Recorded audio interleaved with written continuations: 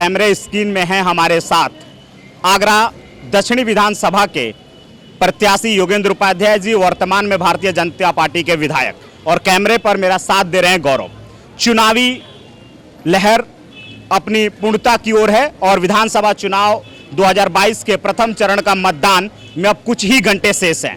ऐसे में चुनाव प्रचार में सभी प्रत्याशी अपनी पूरी ताकत झोंक चुके हैं। आइए बात करते हैं योगेंद्र उपाध्याय जी ने किस तरीके से अपनी रणनीति तैयार की है ताकि इस रणभूमि में विजय पताका को लहरा सकें। आपका बहुत बहुत स्वागत है भारत सर्किल न्यूज में।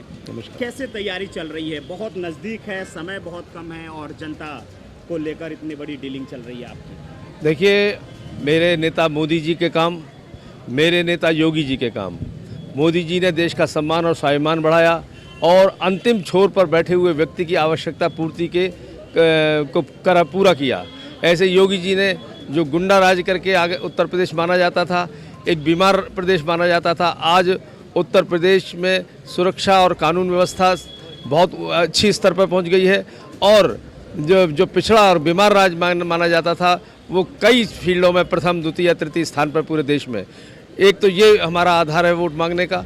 दूसरा कि जो मैंने आगरा के लिए काम किया, आगरा पानी के लिए तरसता था, पानी के कारण आगरा से पलायन होना शुरू हो गया था।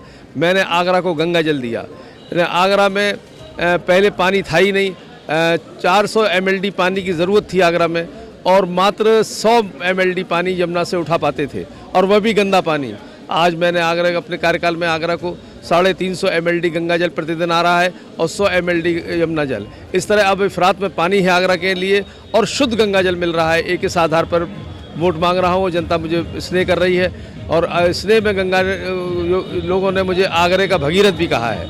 इसी प्रकार मैंने आगरा में पहले जल के लिए काम किया, फिर दूसरे टेन्योर में जीवन के लिए काम किया।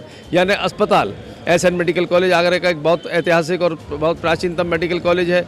आज उसकी दुर्दशा हो गई थी 2016 तक और अब जो मैंने उसका अपग्रेडेशन करा है योगी सरकार में और मोदी जी की कृपा से।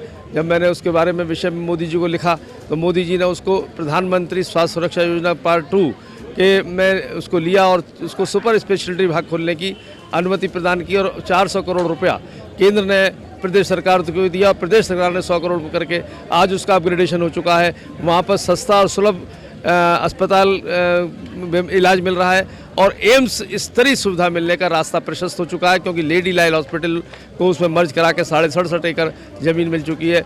ये दो मेरे बड़े काम हैं। विधायक जी, दक्षिणी विधानसभा चुनाव में आपका कंपटीशन विनय अग्रवाल से जोड़ा जा रहा है, जनता भी कह रही है, पब्लिक ओपिनियन पोल भी आ रहा है। क्या लग रहा है आपको, वाकई आपका टक्कर है या फिर नहीं? टक्कर में विनय अग्रवाल कहीं नहीं है। विनय अग्रवाल तो तीसरे नंबर पर, यहाँ के सपा का स्थिति नहीं है और एक तरफा चुनाव है मेरा क्योंकि सभी वर्गों का, सभी धर्मों का, सभी क्षेत्र से मुझे समर्थन मिल रहा है क्योंकि गंगा जल खाकपति से खरबपति तक पहुंच रहा है। और रही इसकी बात कि कौन से टक्कर है, ये दोनों आपस में दूसरे नंबर की टक्कर पे लगे हुए हैं। यहाँ भारतीय जनता पार्टी तो एक तरफा चुनाव हो रहा है। संभवतः सरकार बनती है तो आपके मंत्री का पद मिलेगा, ऐसा जैसे आपके कार्यकाल को देखकर लग रहा है। युवाओं को बहुत अपेक्षा है अपने दक्षिणी विधानसभा क्षेत्र से।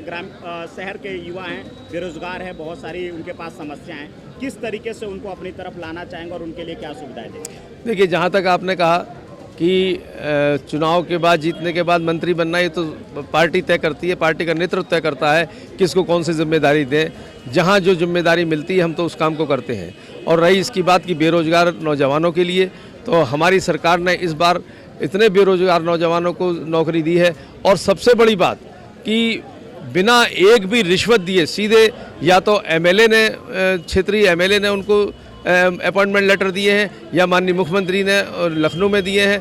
कोई भी पहले क्या होता था, नौकरियां निकलती थी और थैले लेकर उसके एजेंट निकल जाते थे। आज बिना भ्रष्टाचार के नौकरियां मिल रही हैं। ऐसे ही इस गति को आगे बढ़ाया जाएगा और नौकरी देना एक बात और नौकरी देने वाले बनना एक बात। तो ऐसी योजनाएं लाएंगे जिससे कि आगे युवा नौकरी देने वाला भी बने। दक्षिणी विधानसभा के लिए 5 योजनाएं आपको ही बता दें, शिक्षा के लिए हो, सामाजिक सुधार के लिए हो, नीति सुधार के लिए हो और दक्षिणी विधानसभा के जनता के लिए हो। 5 को योजना जो अपने अगले कार्यकाल में आप पूरा करना चाहते हैं, अगर आपको जनता विधायक के रूप में अपना जनप्रतिनिधि बनाकर विधानसभा में भेजती है तो? देखिए, पहला तो जो एम्स बनाने की, एम्स स्तरीय सुविधा का काम है, क्योंकि अभी दिसंबर 2021 में उतनी भूमि हम ले पाए जितनी एम्स के लिए आवश्यकता थी। अब एम्स स्तरीय सुविधा वाला अस्पताल को उसको डेवलप करना, क्योंकि आदमी को इलाज की बहुत आवश्यकता होती है। नंबर 2 कि आगरा में ये सिर्फ ये विकास नहीं विकास होता है कि हम उसके आर्थिक धुरी पर जो घूमने वाला विकास करें, हमारा सांस्कृतिक विकास भी हो, हमारे राष्ट्रीय बोध को चेतना करने वाला विकास भी हो, और आगरा पर्यटन उद्योग है का केंद्र है, इसलिए इसका विकास भी हो। तो मैंने आगरा एक शिवाजी महाराज का इतिहास रहा है और उनका एक शौर्य का, उनकी कार्य योजना बनाने की क्षमता का, उनकी कार्य योजना बना के कार्यान्वयन कर लेने की क्षमता का, चतुराई का, उन्होंने जिस अपने गुणों से उस समय की सबसे बड़ी ताकत औरंगजेब के मुंह पर तमाचा मारते हुए निकले थे। एक आगरा में इतिहास का वो पन्ना है। क्या आगरा में अब तक 70 सालों में शिवाजी महाराज का कोई स्मारक बना? नहीं बना। वो स्मारक बनाने के लिए कहाँ उन्होंने कैद हुए थे, मैंने उसको शोध किया और आगरा में मीना बाज़ार की एक कोठी है, वह उसको पाया, तो वहाँ उसको खरीदवा कर गवर्नमेंट खरीदेगी और वहाँ पर एक स्मारक बनेगा। इतना भव्य और दिव्य स्मारक होगा कि जब आगरा में लोग आएंगे तो ताजमहल से पहले उसको देखने आएंगे। तो पर्यटन उद्योग बढ़ेगा, जब पर्यटन उद्योग बढ़ेगा तो पर कैपिटा इनकम बढ़ेगी, रोजगार के अवसर मिलेंगे। तो ये मेरी योजना है। तीसरा, आगरा में एक 19.5 एकड़ का जोनल पार्क डेवलप हुआ है।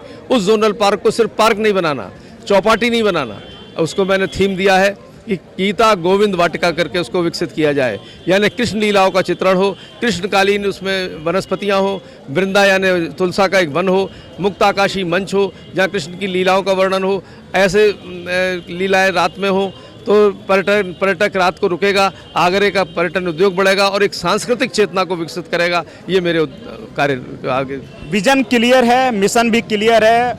विधानसभा चुनाव 2022 नज़दीक है, कुछ ही घंटे शेष हैं, मतदान केंद्र पर मतदाता पहुंचने वाले हैं। ऐसे में चुनावी ताकत झोंक चुके सारे प्रत्याशी अब मतदाताओं को अपनी तरफ आकर्षित करने में लगे हुए हैं। बहरहाल वक्त बताएगा कि जनता कमल के फूल के साथ है, साइकिल की सवारी कर रही है या हाथी पर बैठकर राजा महाराजाओं की अनुभूति करना चाहती है। भारत सर्किल न्यूज़ के लिए कैमरा पर्सन गौरव के साथ विनय सिंह की विशेष रिपोर्ट।